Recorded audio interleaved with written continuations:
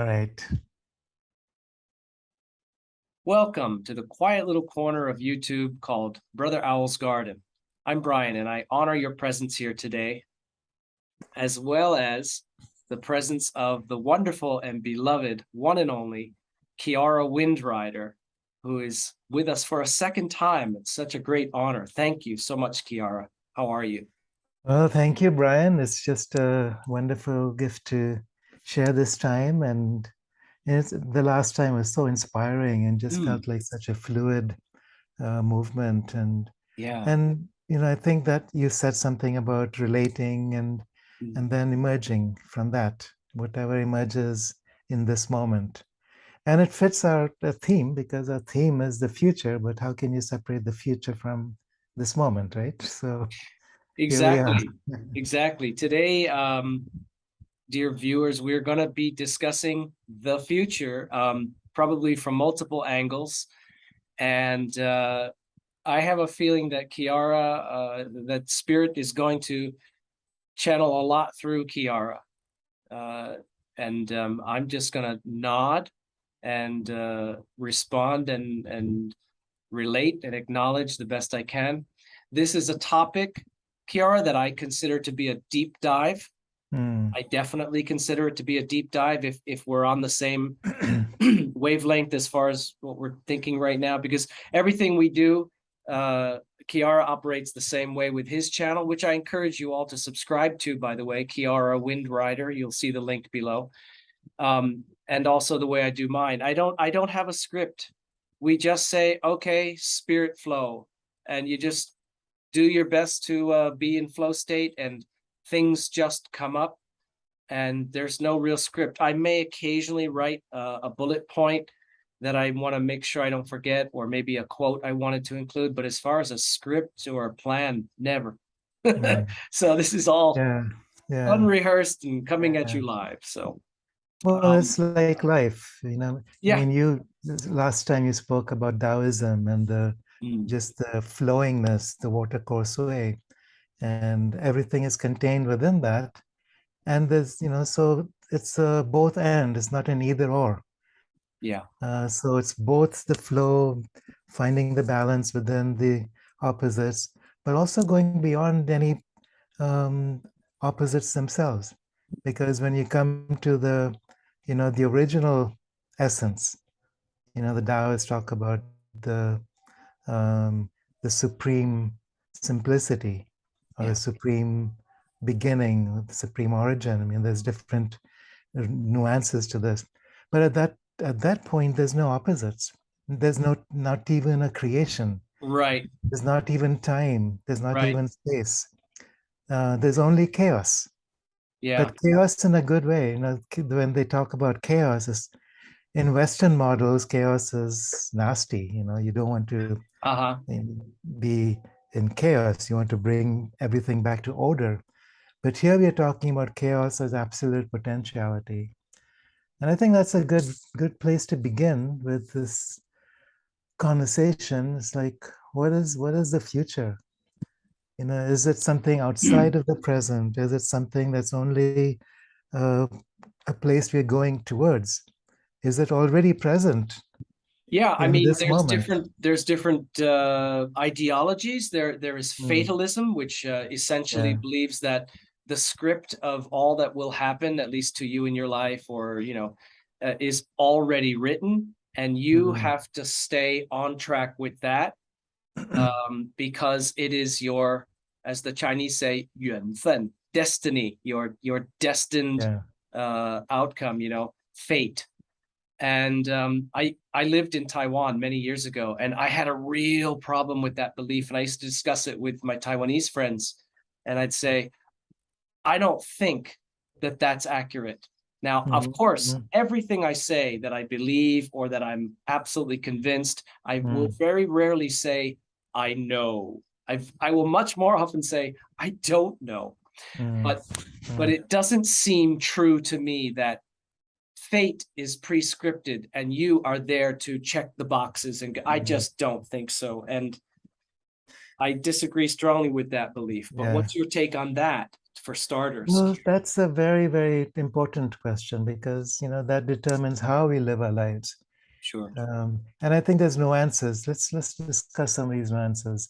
In different traditions, like I'm looking at the Sufi tradition, they talk a lot about maktub, or which means it is written. So in the sense that, yeah, if it is written, what does that mean? Is it predestination? It's already out there, and then you follow this path and don't have a choice or free will? Or is it, Yeah. kismet? Kismet is a different, slightly Mm. different from maktub. Edgar Kismet is Casey. where you say it's my destiny, Yeah. but the destiny is part of a choice that I am involved in. I'm choosing the path in coherence with the entire universe. I'm totally willing to buy into the concept that there is a synchronization. In other words, and like what you mentioned before, you made me think of Bob Marley. They say it's just a part of it. We've got to fulfill the book. Well, so the one concept is this is prescripted. You will do this. Yeah. No matter Yeah. what, that will happen. No matter what you think, feel, or will. I don't buy that. But I do have an idea. I may have referred to it in another episode where it's like GPS. There are choices, options, possibilities, potentialities. And according to what you choose, reprogramming, reconfiguring your route. You've chosen this. Now all these other possibilities line up. What are your traits, tendencies, habits, likelihoods, proclivities, whatever? But I think that what we call fate or destiny is just a kind of a projection which can be altered. The outcomes can be altered by the choices we make now. And as a final point to that, I'll also throw in that I do also believe that divinity knows what will be, but I do not believe that the knowing of what will be means it is predetermined. Yeah. All right. So let's break this down. So I'm gonna play devil's advocate. Sure. And I think, okay, let's take both points of view. If I say that everything is predetermined, there's no choice, kismet, predestination, destiny. I believe that there's an element of truth to this. As long as we're acting out of our programs, because the programs are inexorable. If you're unconscious, if we are stuck with unconscious patterns, fears, well, programs is a good word because like a computer program, Conditioning. what goes in, conditioning, Yeah. what goes in, what's there is then an out. So cause and effect from that perspective. So the cause is immutable. The effects from that are unchangeable. Yeah. Because we're basically acting as an automaton, a robot. But still, At that Kiara, point, that's not the end though. So that's to the extent that we are disconnected from our true self, to the extent that we are separate from a sense of true choice. We are acting out of predestination. But I think that's where these times are so important, because we are learning to transcend the conditioning and the programming of earlier times where people believed and obeyed authority in certain ways, whether it's external or internal. And that's the opportunity that we're given in this or any other life to change the programming. Otherwise, what's the point? And then once we learn that we are not slaves of our conditioning, then there's infinite choice. Then there's, every possibility we can imagine, and it's all here and now. And it leads to, so many infinite directions. One choice we make in one moment then creates a whole ripple effect extending out across the universes. Exactly. I only wanted to chime in. I apologize if I interrupted you, but what I wanted to say is that it, like what we're identifying here is that pre-known or precognizance does not mean predetermination. So if it is known what will happen if this course is pursued, that doesn't mean, even if it's known what will happen if you pursue this course, that doesn't mean it's written in stone. That doesn't mean it's predetermined. And so is it correct, Kiara, to understand future potentialities as completely flexible in each moment? Because of course, each moment is just an imagined string of nows, but there is, as you said, only this moment, and yet all future outcomes can be altered from this moment. Yeah, I think, well, let's look at it as a travel map. Okay. So you're going from point A to B. Say you're going from Los Angeles to Bangkok. There's an infinite variety of paths you can take to get from A to B. So in a sense, you can, what are the two words you use? Predetermination and precognition. So, okay, you know that you're going to Bangkok, but how you get there, that's that choice we're given. So your destiny calls you to Bangkok, but how you get there, which flight you take. Do you take a train? Do you take a bus? Do you just plant your stick on a rock and teleport? These are choices that we're given based on the choice of the moment. So in a sense, that's what, any given lifetime, you may come into this incarnation with a sense of destiny. This is something that my soul wants to accomplish. But how that's accomplished, there might be some variations. Excellent. And that's exactly what we were referring to when I said I'm willing to buy into there being a synchronicity of the two, core beliefs. I actually researched my name one time, and it said that I was astonished because I really don't give a lot of credence to anything that is astrological or does predictions. I dismiss that for the most part. And I looked up my name. I don't remember where I found the research on it. Brian.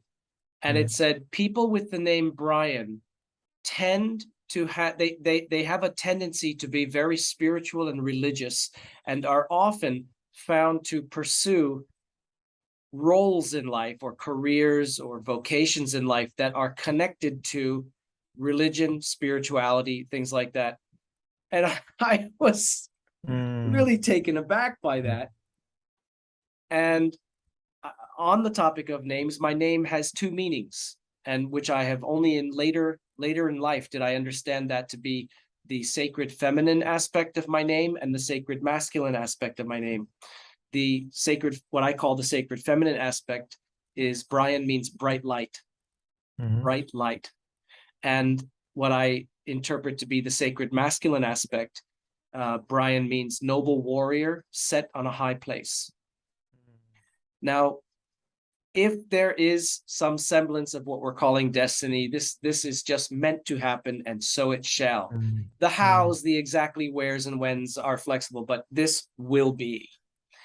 Yeah. If included in that is your namesake, what you are named, or perhaps you choose your name ahead of time. Like they say, you choose your parents. If the name bright light and noble warrior set on a high place which is known to have a tendency to be involved in spirituality and religion, things like that, if they are all aligned, I'm So, not going to be a plumber. yeah, I think that's where there's an element of soul destiny. When I say destiny, I'm talking about a path that's laid out already Yeah, before I incarnate. yeah, Yes, you're not choose, this path isn't about becoming a plumber, it's about becoming a builder, yeah. whatever that means on Hmm. different levels. Right. Um, so I think it all comes down to vibration. Um, Everything is vibrationally based, everything is very subtle. And so, a name that you choose for yourself, like you say, maybe before you even incarnate, or during an incarnation when you want to change a name, um, that vibration then invites certain experiences and reflections and insights and possibilities and destinies. Um, so, Brian the warrior, Brian the space holder, the light being, these are all aspects of what you're here to create. Now, someone else with that same name might create something different based on similar Hmm. vibrational resonance. And I think when we get to different levels of reality, different levels of the mind, different models of experience. So, we're here, most of us are speaking about third dimensional models. We're looking at physical time and space. We're looking at physical realities and substance. But then there's other dimensions where things are very different and parallel. So if I'm choosing something on this level of reality, and it's a true choice that's based on soul perception, then that is going to be mirrored and manifest in this reality. Mm. But if there's no clarity here, if it's just, okay, what comes, what goes, doesn't matter, then my life here is going to be equally haphazard. It's not to say that I don't, have a sense of movement and flow. Flow comes from clarity of purpose. When there's clarity of purpose, then there can be a flow that moves towards the fulfillment of that purpose. Until then, it's just, like waves in the wind that don't go anywhere. Um, Yeah, I so I think that's understand that. also the idea of karma in Hindu teachings. Karma is not something that's fixed, an eye for an eye. I mean, back to Judaic culture also. It's not like you have to pay for what you reap or reap what you sow, but it's more like um, this is the law of the universe. But you change your perception, you change your um, relationship with the universe, and things will change outside of you. That's the resonance. So karma is not about, it's like a teaching about, if you continue to go down this path, this is the outcome you can expect if you Well, don't change karma means anything. action, right? Essentially Yeah. action, and then what results, like the Buddha said, tracks behind the wagon wheels. Wherever your wheels are rolling, they will leave tracks. The action Mm, is the wheels rolling. That's what your choices in life, how you're being, what you're doing. And then exactly. the wagon tracks are kind of like, or Yeah. another way to think of it is like a boat moving through a very placid lake. And as the boat Hmm. moves through and navigates its course, it's leaving a wake Hmm. of ripples Hmm. behind it, you know. So Yeah. I've noticed too, Kiara, that well, let's just use the expression, oh, God is punishing me or God is blessing me. I've come to the realization that okay, yes, there are blessings. We do get blessed. We do get chided and disciplined, Mm, in some ways of thinking. But I think that when someone says, "Oh, God is punishing me," you are living out of alignment with mm, the harmony of creation and its laws that are in place of how it operates. And then you're interpreting as that as God is punishing me. But Yeah. actually, you're just living in misalignment. Yeah. And also, if that's accurate, then the other end of the pendulum must also be true. Oh, I am being so richly blessed. Well, you're living in harmonious alignment Mm. with create. Mm. You're attuned. Look Mm. at how blessed I am. Yeah. With Mm. attunement comes all this blessing. And then when you're out of attunement, out of alignment, oh, everything seems to be against me. I'm being punished. Well, you're punishing yourself in a way. Yeah. So let's take it outside of a purely dualistic perception. Okay. So, if I'm talking about God as the punisher, God as the blesser, I am separate from so I'm creating a label, God, that I impose on the universe that's outside of my experience of myself, that then can control my life and Yeah. control my destiny. Now, if I step outside of that a little bit and come into alignment and union with the divine, yeah, these words, God is such a strange word because there's so many interpretations and for so many people. But the way I would see it, the divine consciousness, the primordial essence, infinite consciousness, or the supreme origin, as a Taoist would say, there I am part of that. And the personal self that I've created is something that is an outcome, it's a reflection of that gives me substance, that gives me an ability to express in a particular incarnation.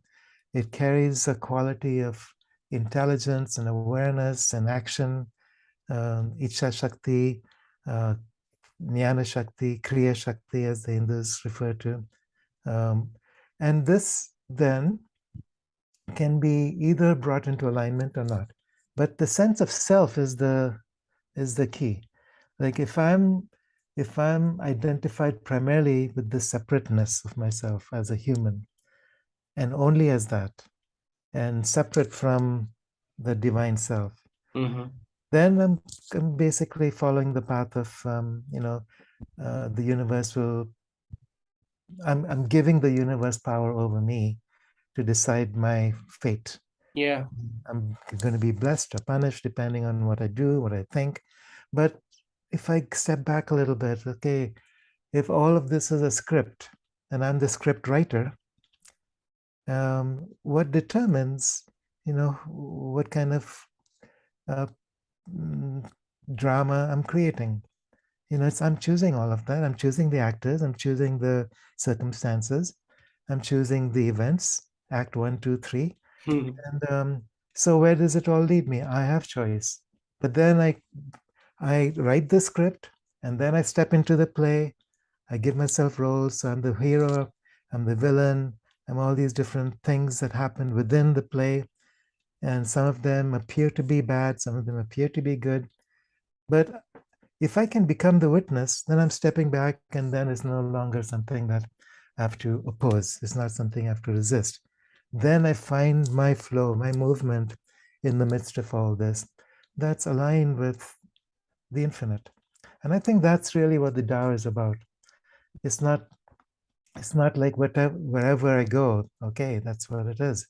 It's more like I'm choosing purposefully the alignment towards a certain destiny that comes from unity with the totality.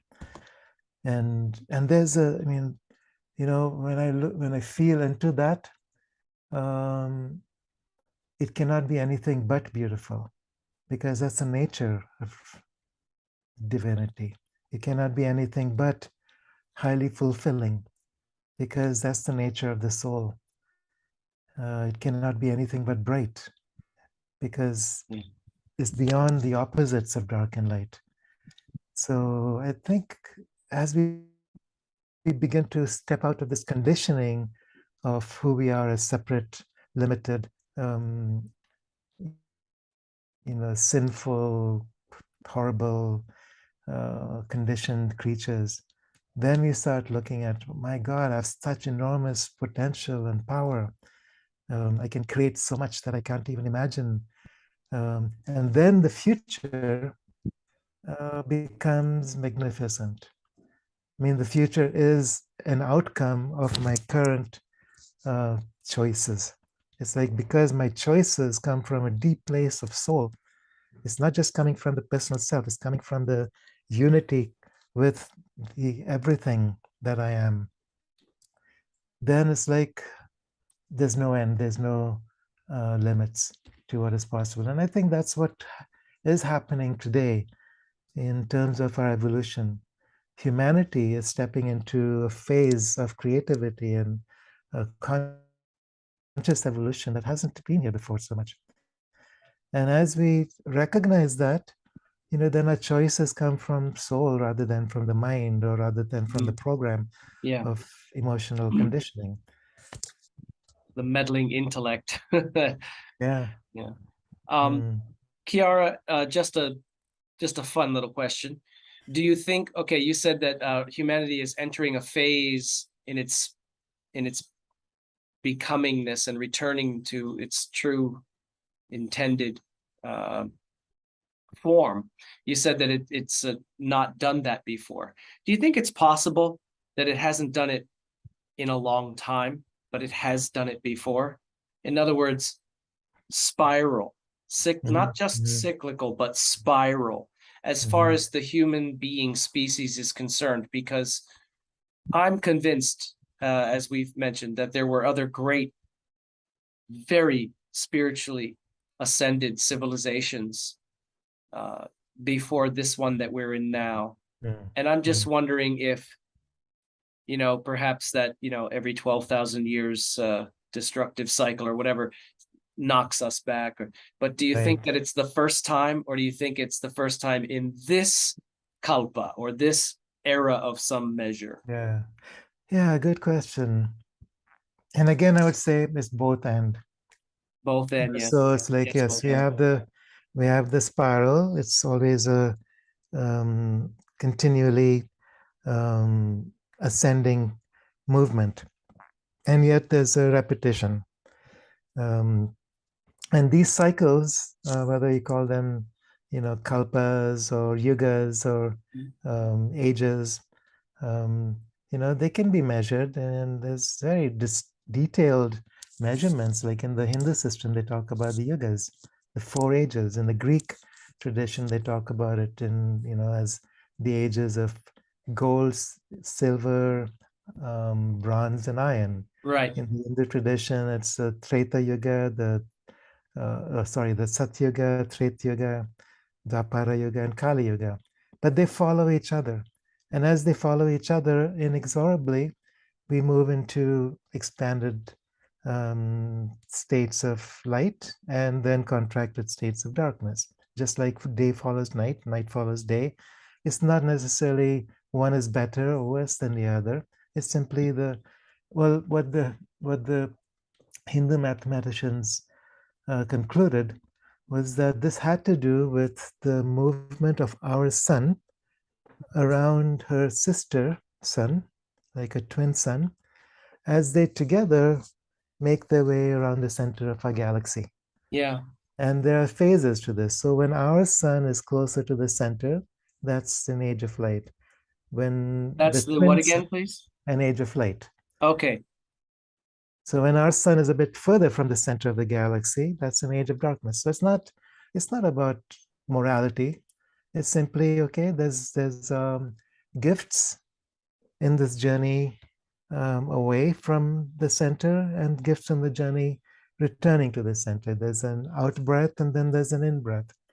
So right now we happen to be in this phase where we're emerging out from Kali Yuga, which was about inertia, density, and separation.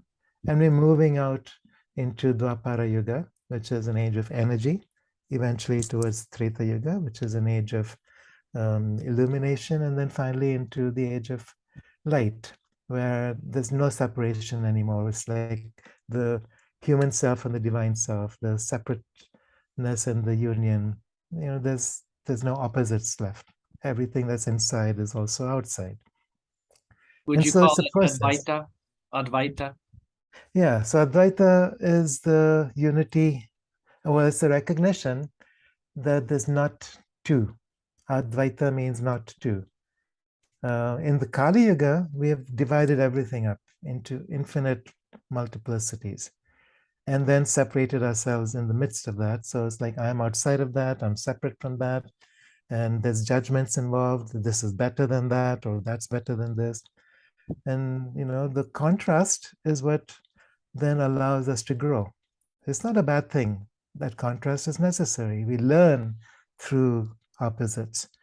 And that's the nature of the Kali Yuga. We're learning through contrast, we're learning through opposites, we're learning by falling into holes, learning by climbing out of holes. We're learning by going through events that may seem to be horrible, and we're learning through events that seem to be beneficent.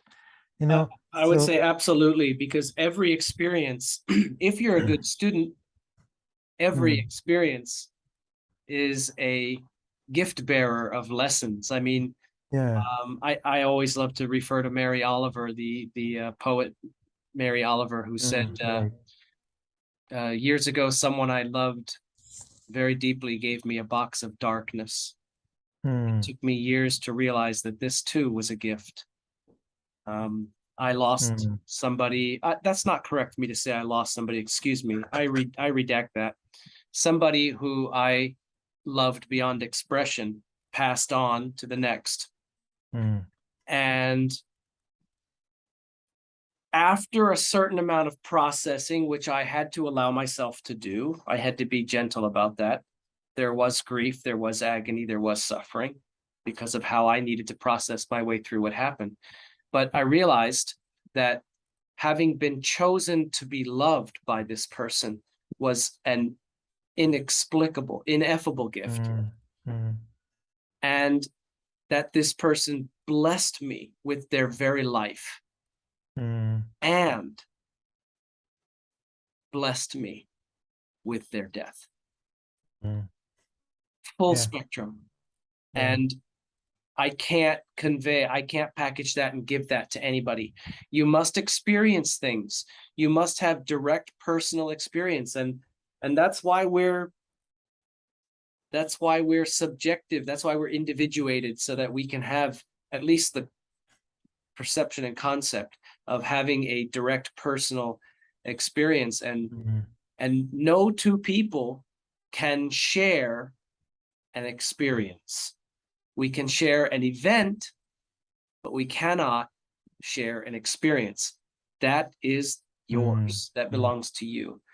And yeah, I agree with you. Everything, falling into the hole, crawling back out of the hole, learning to avoid the hole, backing into another one. These are all experiences that teach us. And as my brother Bob said, I've discussed with him for hundreds of thousands of hours over the many years that we've known each other. Everything that we're here for is ultimately about learning and mastering the becoming or returning to divine love, perfect love, pure love. We're here for that. And everything we're doing is bent towards it for that sake, whether it be learning the painful, unpleasant experience of being denied it, or what happens when you deny it to others. What happens with denial of love, what happens with unbridled, freely outflowing love. What experience are you having with each aspect? And all of it is wisdom. Yeah. You need to know the rain to know the sunshine. You need to know the freezing to know the hot. I mean, so I agree. Yeah. And it's good to ask, what is And the lesson? What am I learning? you can take it to its extremes. So you talked about, some lifetimes for some people can be extremely brutal. Sure. And then you wonder, it's like, what am I doing? Why would I choose this kind of a life? Or you look at the world around us, what's going on in all these weird, crazy wars around the planet. Why would someone choose to do this? Why would someone initiate something that's absolutely insane? Why do economies run on such, weird concepts? All right, so this is something that we're choosing as a collective soul for what? I mean, there's obviously a reason we've chosen this, and maybe there's a learning in this. And we may not know what that learning is until we are past it and out the other side. Maybe this is about breaking something down in order to break through some resistance and fear, break through some um, self patterns of ignorance. And so, okay, so we create this, and then gradually we learn from it. There's a beautiful teaching story which I like, and maybe I can share this. Sure. Um, so it's called the autobiography in 5 chapters. I don't know if you've heard of this. No. Um, all right, so chapter 1 is an autobiography, so it's all about me. I'm walking down the road. Could be any road in India with potholes everywhere. And so you see a hole in the middle of the road and you step in it and you fall in. And immediately it's like you're blaming everything under the sun. You're blaming the road contractors, you're blaming doesn't matter what. But it's always, something that made you fall in. You don't take responsibility, you're filled with rage, you're taken over by your emotions, your mind is stuck in, these patterns of judgment and blame and so on.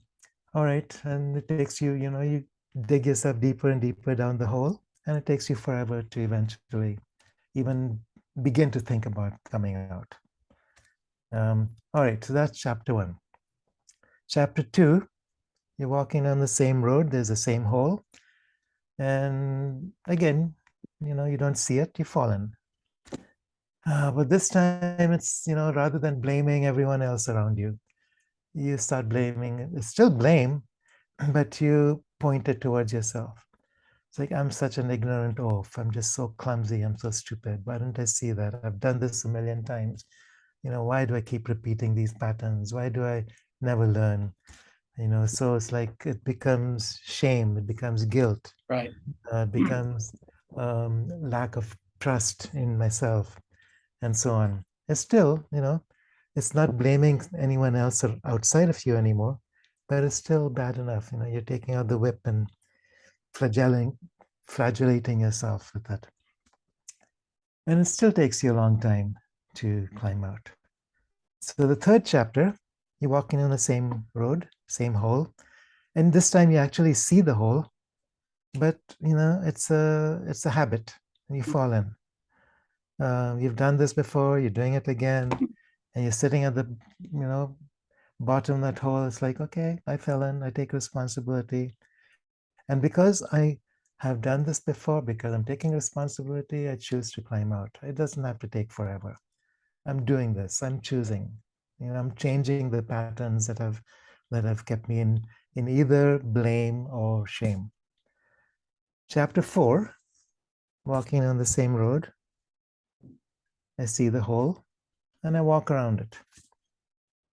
So I'm learning from all. I don't need to create the same situations in order to grow through the same experiences. I've learned my lesson. And this chapter 5, and this is the most interesting one, I take a different road, which means basically that I don't have to put myself in harm's way anymore. I have a different resonance, a vibrational resonance that I respond with to the universe, and the universe treats me accordingly. So rather than put me into roads with potholes everywhere, I'll be on a freeway that I can just travel freely, choose where I wish to go, and do it easily and joyfully. So this, I think this is the Wonderful. journey. And that's the journey from unconsciousness to consciousness. It's a journey from um, being caught up and controlled and ruled by our emotions, by our um, chaotic mind, and taking control, mastering who I am in terms of mastering my heart, mastering my mind, mastering the soul. Then, therefore, I become a vehicle for life. I'm not opposing life Yeah. anymore. I I kind of saw like a bullet point to name each chapter as you described it. The first one is I would say external judgment, blame others, victim, you're condemning others. And Mm, then the second one is condemning self, judging yourself. The yeah. third one is I struggle. This is a realization of honesty. I Mm, here we go again. I know better than this, but there's still some remnant of my continuing to do it. yeah. But I'm climbing out. Um, and in chapter 4 is the horizon of mastery. You're beginning to see that you have had a complete choice all along. And Mm, that choice is going to expand into how huge it actually is. And that's chapter 5 when you realize I don't even resonate with being on that road anymore.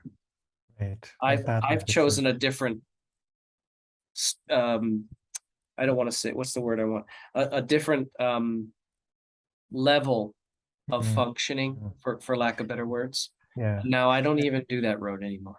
And the universe responds appropriately in each of those chapters. And the moment you recognize that here I am, I'm in chapter 1, already you're in chapter 2 or 3.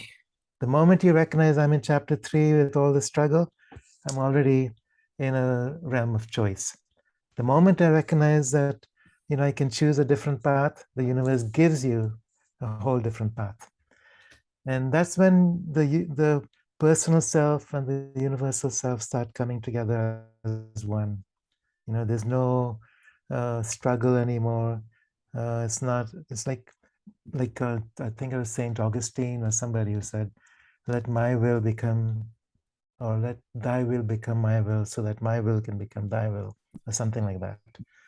It's like there's no separation, there's no difference. I am joyfully celebrating my path because it's a path of destiny. And that destiny comes from soul. So the word destiny for me is associated with soul. Yeah, got it. You remind me one of my um subscribers, his name is Jan. Hello, Jan. I know you're watching. And namaste, brother. Um, he mentioned today about how in his own path he is ascending. He is making progress that he can observe, and it's fantastic. But his buddy beside him, he suffers in himself for his buddy's sake, in the sense of, gosh, I wish I could just, tap you and lift you up to where I've just gotten in my own Mm, mm, evolution, so to speak. But I said to him, well, in so many words, we are all on our own point on the path. We entered from another place. We're moving at a different pace. We're yeah, heading on a slightly different route. And you can't really just boom give that to somebody. Each person, as the Buddha said, strive for your own salvation. No one else can do it for you, and no one else may. I love that point. yeah, You have to do it. The self-realization must occur within self. yeah. Well, it's a bit of a paradox, isn't it? Because no, you cannot live anyone else's path. No one else can live your path. But and that's where the pain comes in. I wish I could help you um, to prevent some of the misdirections that I've taken in my journey.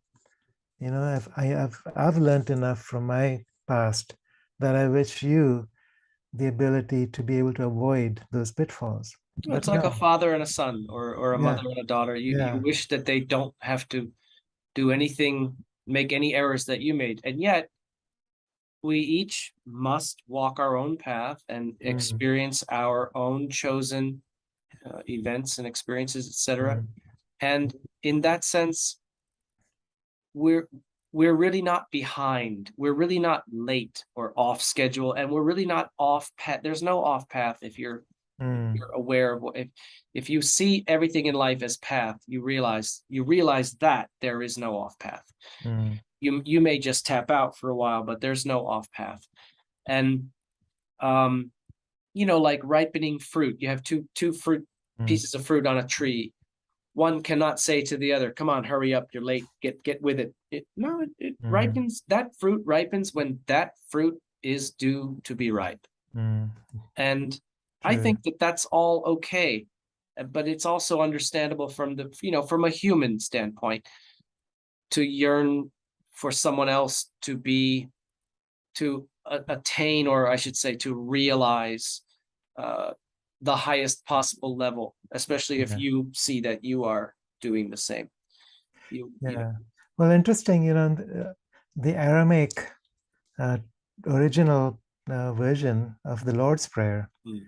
Um, in English we understand that as our Father in heaven, sarada, and then what's it about? Um, Lead me not into temptation, so that um, I can't remember the exact words lead for it, but lead us not into temptation, but deliver us from evil. yeah, This is, and I that think we know evil, this prayer is not well translated. right, and that evil, how it originally comes um, through. Evil and good is a dualistic Mhm. term or a perception, but it's more like what you're describing. Evil and good are like ripe fruit or unripe fruit. It's not good and bad, it's just a stage. Oh, I had Um, never thought of that. I will digest that one. mm, That one will take a little yeah. time for me to I have process. a But that's beautiful very fun. translation by what's it, Neil Donald Klutz or Neil Douglas Klutz, not Klutz, Klutz, or Sadi as his Sufi name is, where I could find it. Maybe at the end of this I'll look for it. Yeah, include it if It's you can. I'm always so open. beautiful. Yeah. I'm, I learned that prayer. I have a Roman Catholic upbringing, and Mm, that prayer, is part of it. But the more I looked at it, I will. Well, I don't want to say I will admit that's not the right energy. I will share with you that there are certain prayers that I was taught that I can't say anymore. mm, mm, And I'm not protesting, and I'm not being anti. I'm not. I don't do that. But I'm just saying, for me to speak from soul that statement, which I memorized in a rote form in a prayer that was constructed to be, recited. That's not true to mm, my mm, experience. That's not true to my being. So I can't say that anymore. But my prayer has evolved, and if I do pray the Lord's Prayer, I do pray it in Aramaic, which is mm, the best, the mm, what should I say, the most likely to be accurate and closest to what is believed to have been the context and content of the words that Christ uttered. That's the mm, closest that I've been able to come so far as recitation of a prayer. mm, But what I was getting at is when I got to the end, and lead us not into temptation, I stopped saying it. I said, and let us not be tempted, and deliver us from evil. In other words, if there is evil projected at us, shield us from it, something to that effect. mm, But it's hard to say the rote recitations that you've been taught almost mindlessly, like, to mm, parrot them. And then when your awakening reaches a certain point, you're like, well, wait a minute. mm. I That's not in integrity for me to actually say that. So, Right. Yeah. All right. So here's a translation. I found this. oh, wonderful. Um, so I mean, there's many different translations. This is one by John Mark Hammer. And the Aramaic goes like this: Abun the Bashamaya, Nit Nit Nit Netkadashamak, Tite Malkuta, Neviet Savyana, Aikana the Bashmaya of Baraa, Haulan Lakma the Sunkanan Yaumana, Washwaklan, Haubene, Dakhwanan, Shwakan El Hayabin, and so on. I mean, I'm not getting it exactly. I'm reading the English transliteration.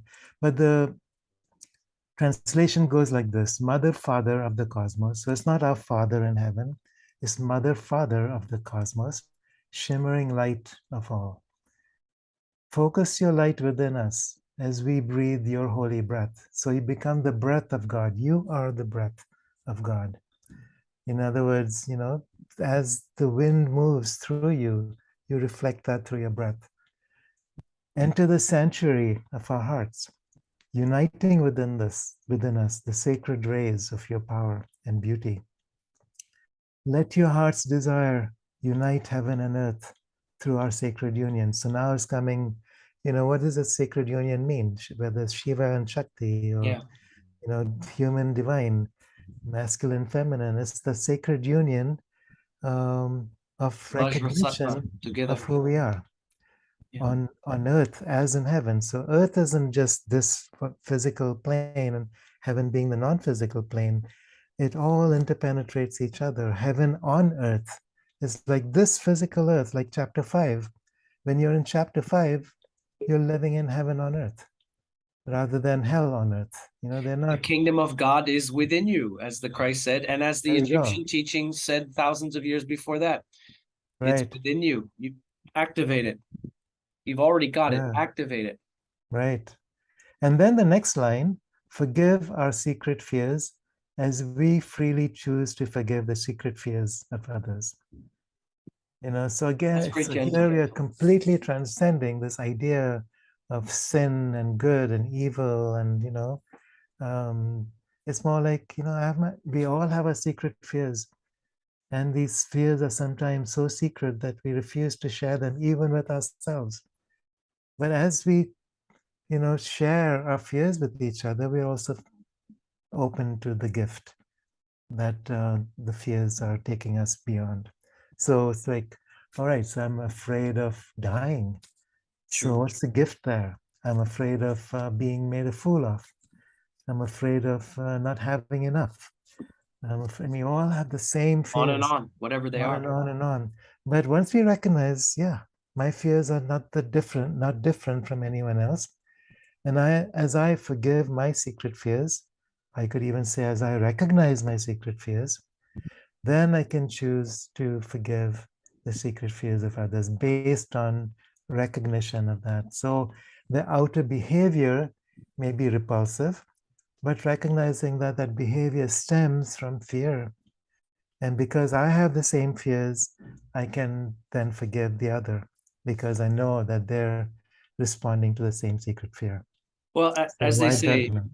understanding replaces forgiveness in the mind of the master. Right. Yeah. Yeah. When you realize and understand,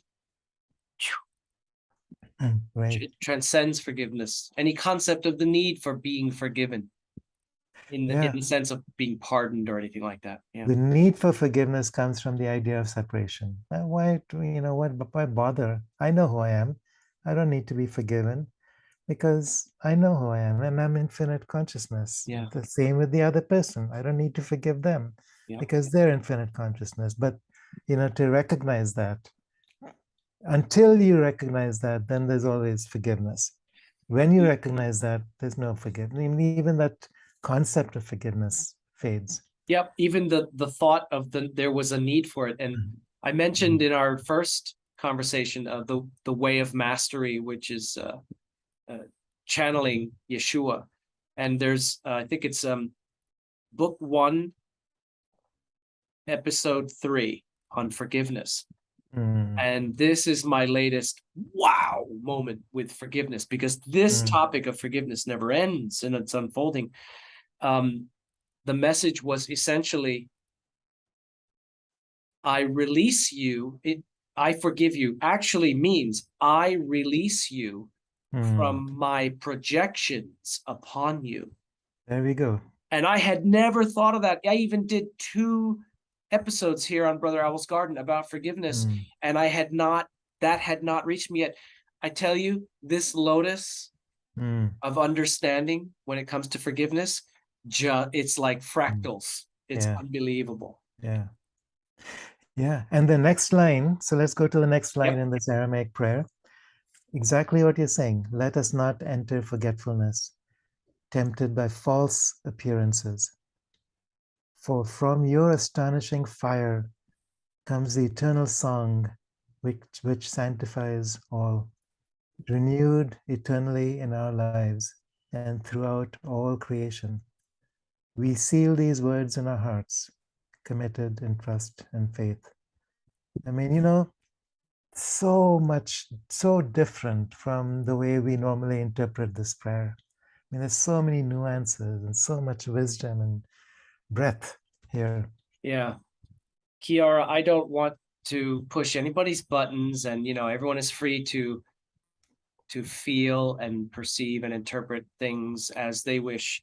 But I think it's very safe to say there is no way that common English translation of the Lord's Prayer is accurately portraying and reflecting the essence and nuance and content of what Yeshua said. There's no way. Right. And you have to know that. So, okay, let's move beyond it. And also, I would love to include the link to this wondrous translation that you've just recited and shared.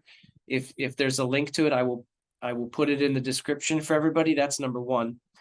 Number 2, Dale Allen Hoffman, an acquaintance of mine, also he does a lot of what's called toning, and he's very, very huge into the Aramaic recitation of the Lord's Prayer. He also has an absolutely breathtaking interpretation, which is right alongside the one that you've just shared with us, Kiara. And the third point is, if you are interested in learning how to recite the Lord's Prayer in Aramaic, which is the language that Yeshua actually spoke, if you go down to one of the first 5 or 6 videos on my channel, I have the whole thing there, slowly recited, written out, easy to see if you're interested in learning it. And I tell you, there is some power when you do have that, when it is time to recite a prayer meaningfully from your heart, when that time does come.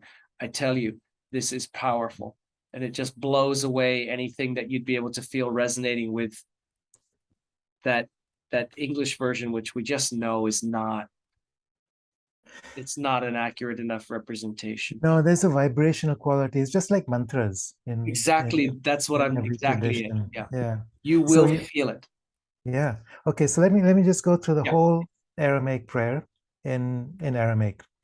So abun, and as I say this, feel it as a mantra, as a vibrational quality that then starts to, do what it does within your system.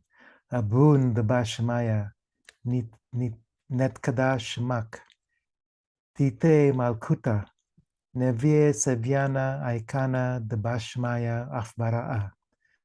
Havlan Nachma the Sunkanan Yaumana, Washwaklan Haubana Aikana Dafhanan Shokhan Al Hayaben, Ula Taklan En Nesuna Ela Pausan Min Bisha, Metul Delaki Malkuta Ohaila Oteshbuta, Lailam Amin Amen. So, it's been a long time since I've actually, learned and pronounced that well, but it gives you a sense of the feeling of it. Absolutely. And Kiara, it took me 500 recitations to learn it. It is not easy, but it will come. And what I advise people I'm not trying to promote my channel and everything, but please do look at the video I made in small bites of Mm, very I'm a pronunciation stickler. I'm really, yeah. names and words. And it is an excellent place to start, among others you may find. And you will slowly start to integrate it and make it your own. And I've told you 500 times before I got it, but Mm, you will get it. And what I did is I mm, made a a laminated card with, and I will send this to anybody who contacts me. I'll gladly send it to you. I've already got it written out. I've transcribed it phonetically. Of course, ah, Aramaic written, I can't read it. You can't read it. So it's meaningless. So what I did is I transcribed each word mm, phonetically mm, and I think Latin. Just think Latin when you're mm. writing with letters, so that you can gradually ingest it and integrate it and make it your own. And I tell you, as Kiara attested as well, when it starts praying through you, you've really got it. You're going to feel it. It is powerful. Yeah, It yeah. is a mantra. It is a kalam. It is a chant. Mm. It's And we beautiful. must remember also where its origins came from. We think about Jesus in most Christian traditions as if he suddenly appeared, you know, a perfected being. Yeah. There's no record of his life during 18 years of his journey. Right. And then he showed up in Palestine and started his ministry there. There's a lot of um, research and a lot of scriptures from the East, from the Yep. Buddhist tradition, Mahayana, from the Hindu tradition, Vedanta, from the Jain tradition, Mhm. from the Persian Farsi tradition, from the Yeah. Chinese and Japanese traditions, Mm. about his journeys all through India, China, Japan, Persia, Sri Lanka, Nepal, Tibet, and learning intensely and interacting with the teachers of that time, the Possibly even teachings of England, those they times. say. England, sure, and France, and so it's like he was a product of his age, but much more than we give him credit for, Yeah. because he was able to integrate all these different teachings in a way that few people before him had been able to do, and not just the teachings, but also the the experience of Hmm. divinity. So that's why you could say, I and the Father are one, or I am the way, the truth, and the life. Not because it's like some Yeah. concept, but because it comes from that experience of primordial consciousness. Tattvamasi, Yeah. I am that. Um, the what people refer to as enlightenment in many traditions. It's the recognition that the human self and the divine self are not separated from each other. Hmm. I am a vehicle, I'm the ocean moving through this drop. So, all of this is something that he was trying to teach his disciples in a very dualistic culture in the Hebrew tradition, which didn't have a place for this.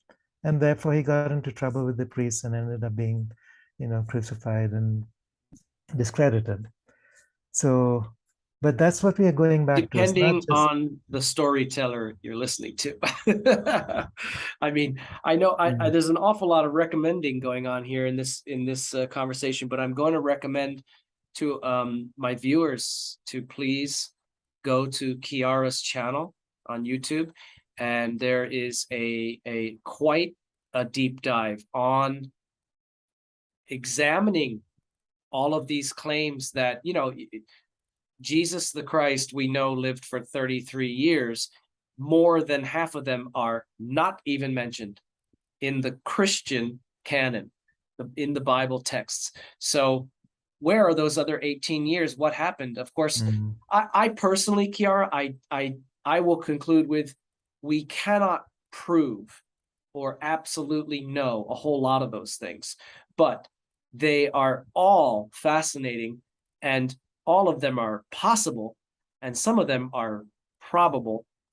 I tend to believe that he did go to the two ancient Buddhist temples in India, the one in Lhasa, where the scroll with Isa, the greatest of the son of men, is still there. Yeah, I tend to say that's probably correct. And but I encourage everybody to definitely check out Kiara's channel and look for the episode with Ingmar. What is the title of that? Yeshua. Jesus, Isa in Kashmir. Okay, and that was a recent video, and it is actually because of a suggestion in my newsfeed when that video popped up. That's how I reached out to Kiara, and now we're friends, and he's so wonderfully sharing on my channel and posting these on his as well. So I say namaste to all of your viewers as well. Well, there's a book I've just finished writing it called Isa, which is the name for Jesus in India, Son of the Sun, which was actually a Persian title, Son of the Sun. So it's like sons and daughters of the infinite sun. And so that was a title given to Isa based on the recognition of his quality as an enlightened being. And it's not unique to one person. It's like, it's a title. So it's offered to whoever is able to make that alignment. And I think that's what his teachings were. And so this book, I'm writing it as a novel, as a historical novel, and but also incorporating all these different stories and traditions from different histories and scriptures from all over the world. So it's fascinating. And this has taken me 10 years to study and research and pull together and write. So, well, I know a book I have to get. Surely you will send me the link that I can offer to our viewers. The best source that you prefer for them to obtain. How many books have you written now? Is it, Kiara, how many? I don't remember. I think it's something like 8 to 10. Yeah, a bunch. Yeah. And are they directly available on your website? Is that where you would prefer? Unfortunately, no. Okay.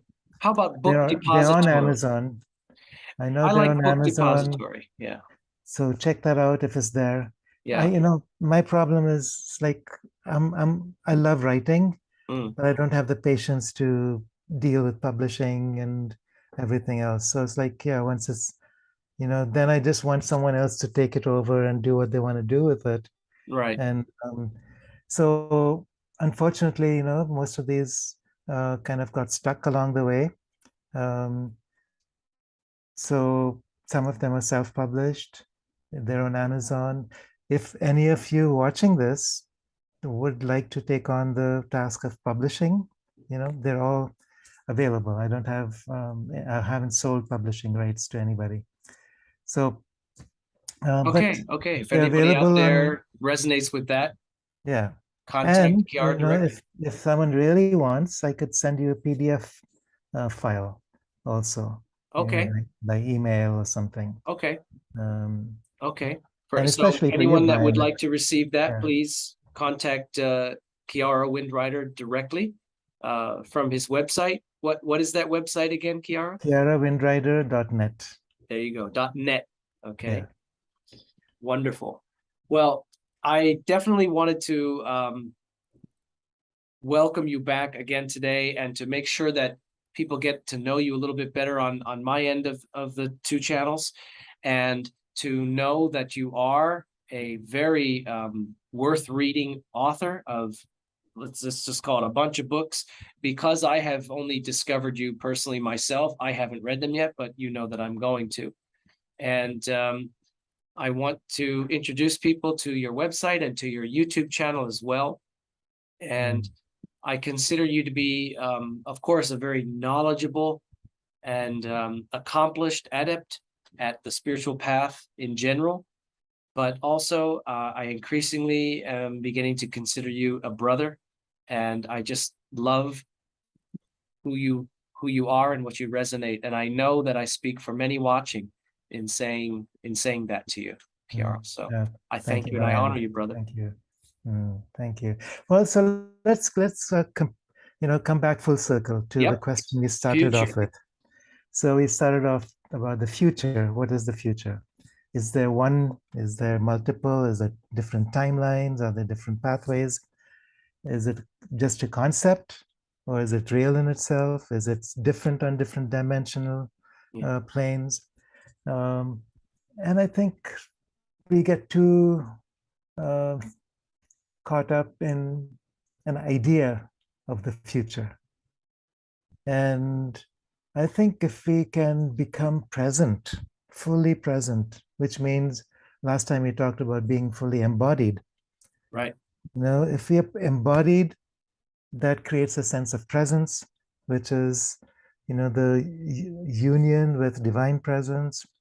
Then the future moves in its own way towards its highest potential, inexorably. It has its own rhythm, it has its own power, and it cannot be stopped. And that at that point, it's like an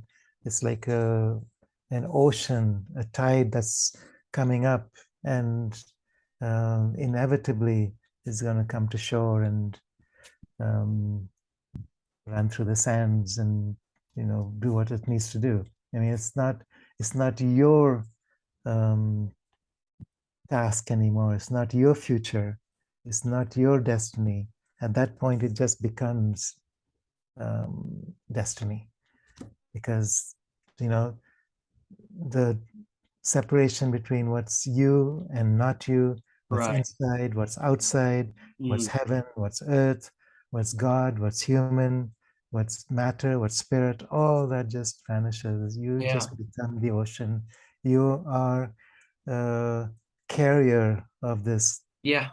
Yeah. mighty ocean Yep. coming through you and coming through this earth and coming through everything that you encounter and every heart that you touch. It's inevitable, and that's the future I feel like we're moving towards, where we truly have a choice, because that's the future that comes from the soul. It's the future we create intentionally with choice. I mean, that's what choice is, not programs anymore, but choice.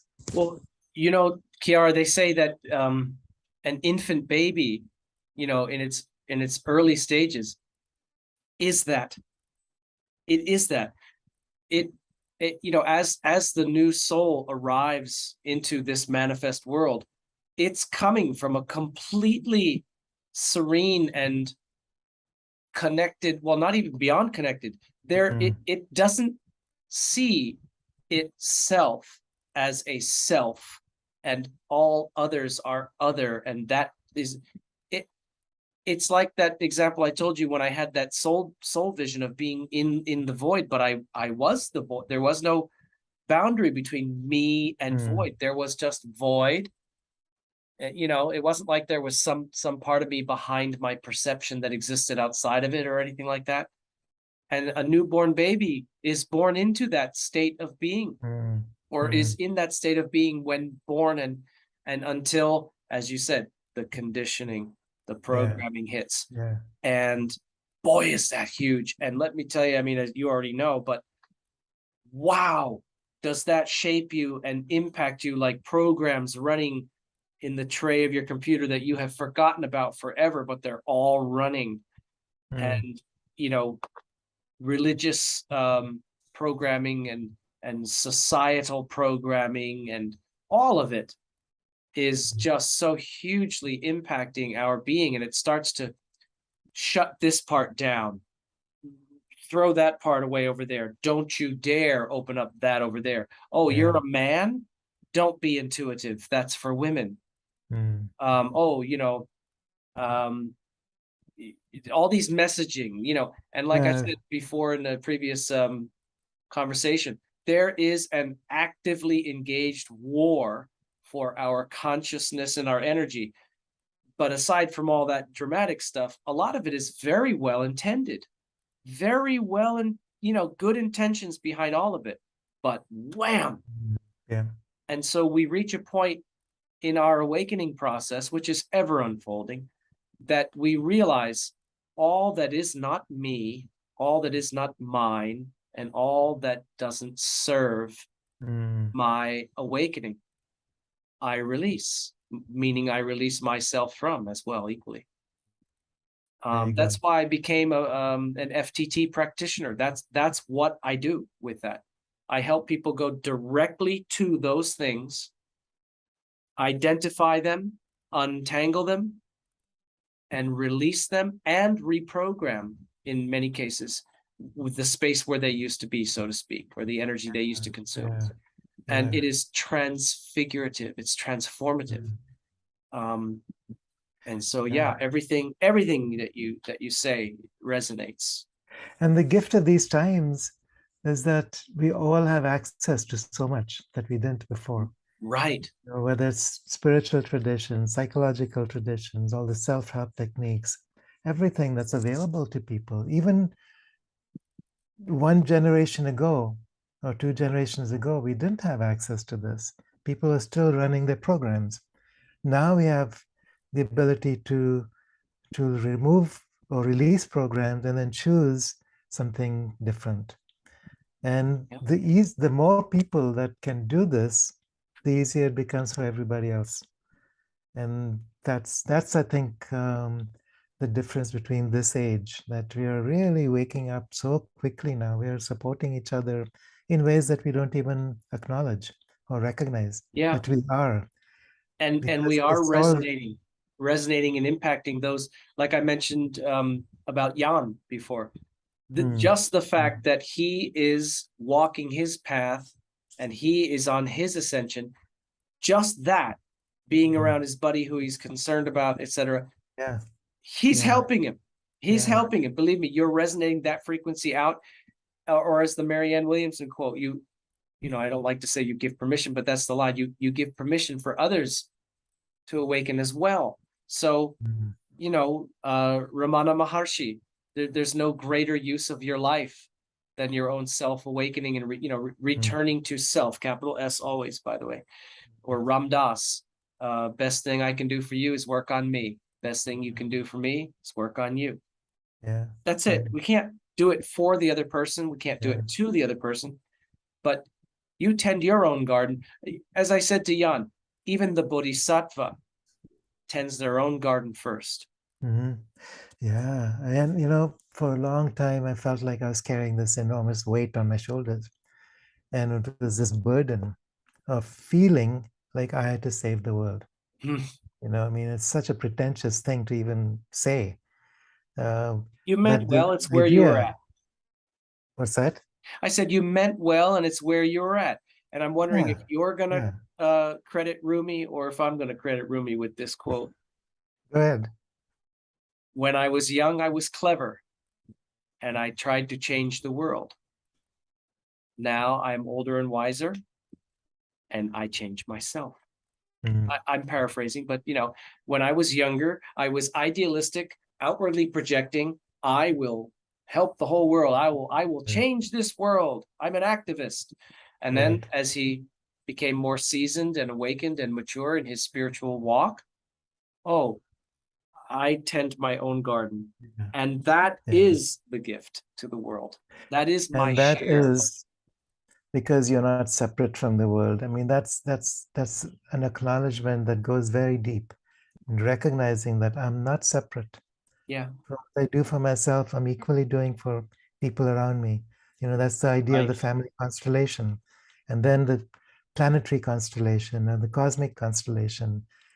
Every, that's the idea of Spanda in Kashmir Shaivism, the doctrine of vibration. It's like everything is basically magnetically imprinted on patterns of light. And so one Hmm. movement here affects everything everywhere else.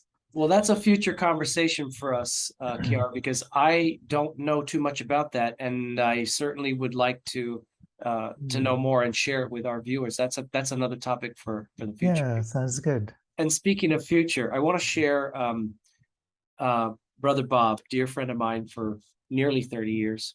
He told me once that he had sometimes he calls it a hit or a download, a soul vision, whatever you want to call it, where Hmm. suddenly he was shown or could see that regarding future, everything is indeed a choice, an option, a potentiality.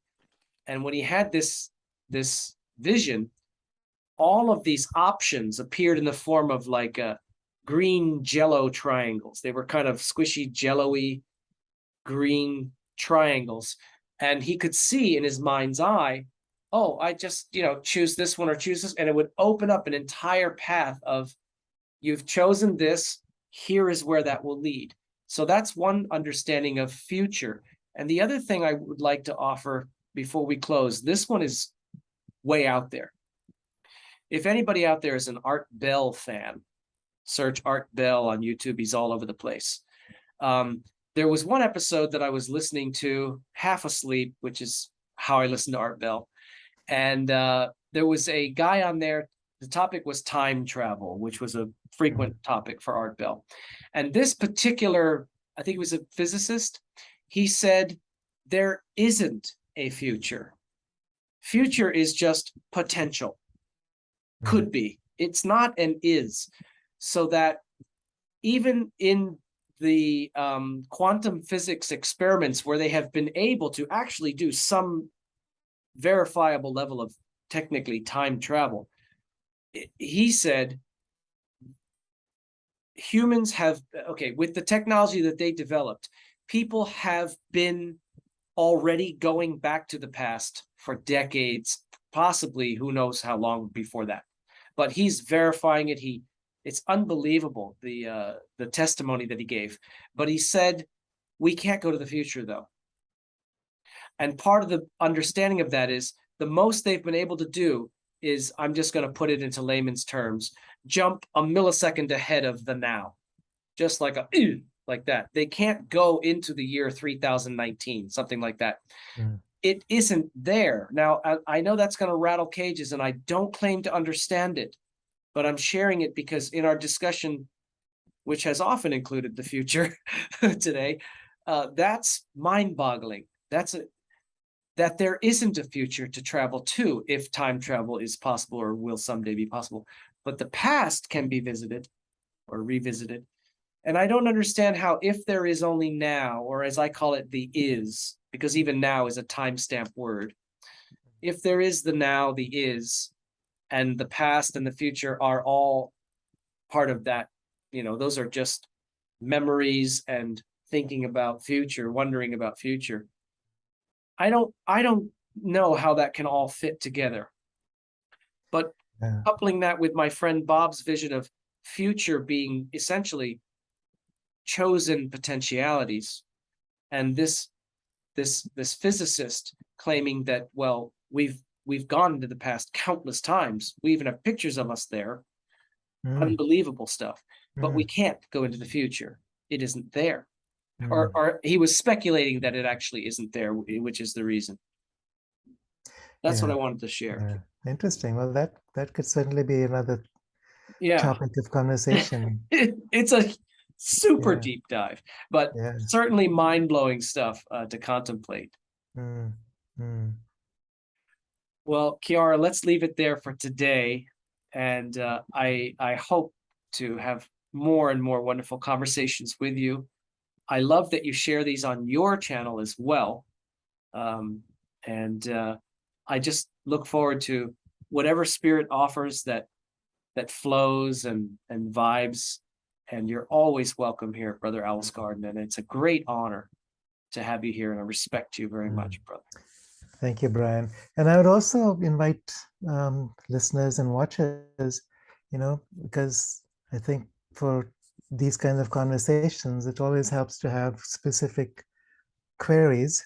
So if you have any questions or anything that you're struggling with, put it out in the chat box or below the video, and maybe that could be the next theme.